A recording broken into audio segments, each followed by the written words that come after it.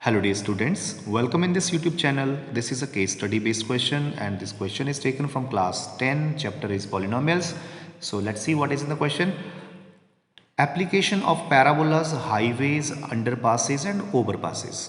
So what is parabola?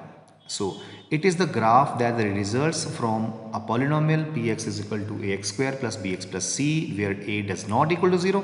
So I tell you this is the general form of the quadratic polynomial ax square plus bx plus c. So जो quadratic polynomial का graph होता है वो एक parabola होता है.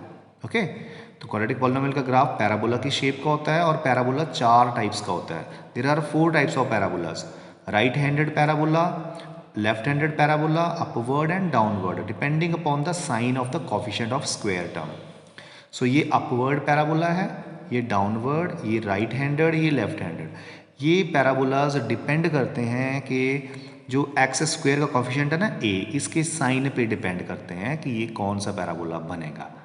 The axis of symmetry runs through the maximum or minimum point. जो symmetry axis of symmetry है ना वो मैक्सिमम और मिनिमम पॉइंट से होके जाती है. जैसे इस पैराबोला का ये मिनिमम पॉइंट है, इस पैराबोला का ये मैक्सिमम पॉइंट है, इसका ये मिनिमम पॉइंट है, इसका ये मैक्सिमम पॉइंट है. तो जो एक्सिस ऑफ सिमिट्री है ना वो इसके बीच से होके जाती है. ये एक्सिस ऑफ सिमिट्री है, यहाँ पे ये एक्सिस ऑफ सिमिट्री है. ठीक है, यहाँ पे ये एक्सिस ऑफ सिमिट्री है, इस पैराबोला में ये एक्सिस ऑफ सिमिट्री है. और सिमिट्री एक्सिस ऑफ सिमिट्री के दोनों तरफ ये पैराबोला सिमिट्रिकल होता है. जैसे ये है तो इसके इस साइड और इस साइड इसकी शेप बिल्कुल सेम है. यहाँ पे ये शेप है तो यहाँ पे भी ये शेप है. इसमें सॉरी ये एक्सिस ऑफ सिमिट्री तो इसमें ये शेप है तो यहाँ पे ये शेप है. तो सिमिट्रिकल होता है दोनों तरफ एक्सिस ऑफ सिमिट्री के. सो देखते हैं क्या क्वेश्चन है यहाँ पे. First question is zeros of the polynomial can be expressed graphically. Yes, we know that number of zeros of the polynomial is equal to the number of points where the graph of the polynomial intersect. What? So आपको पहले भी मैंने बताया कि अगर किसी polynomial का graph x axis को जितनी बार काटेगा उसकी उतनी ही जीरोज होती हैं. ठीक है, जैसे क्वाड्रेटिक पॉलिनोमियल का ग्राफ एक्सिस को 2 बार काटे तो इसकी 2 जीरो होती हैं, कहीं 1 बार काटे तो उसकी 1 ही जीरो होती है.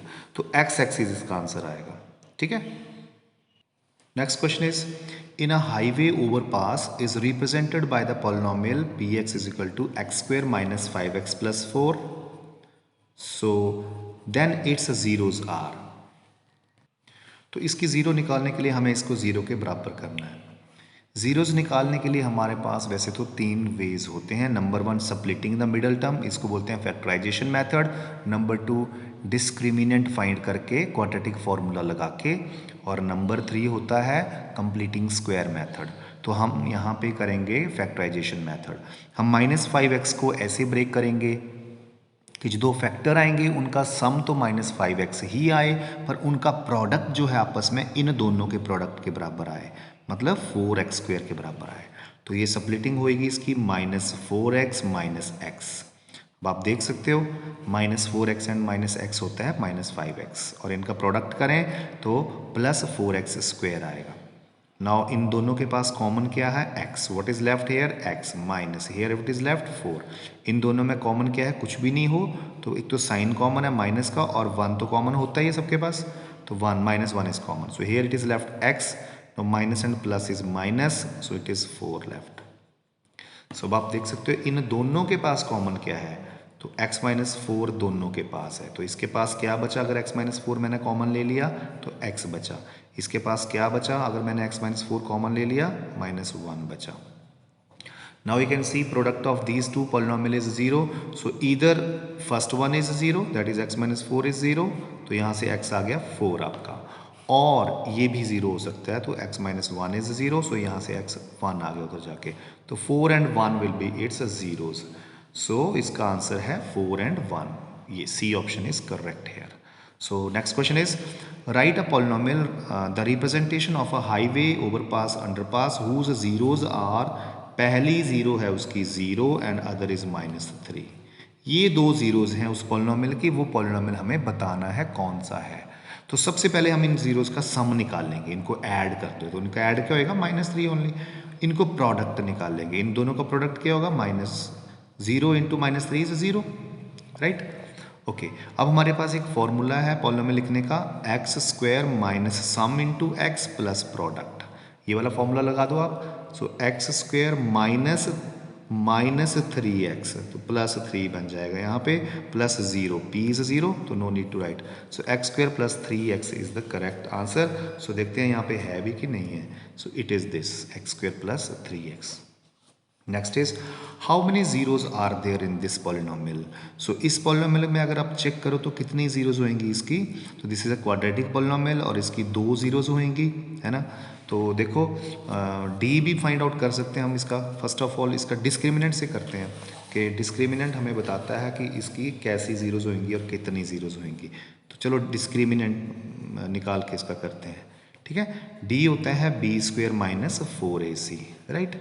तो यहाँ पे a तो है x का कोफिशिएंट 1, b है सॉरी x स्क्वेयर का कोफिशिएंट 1, b है 3 एंड c है -2।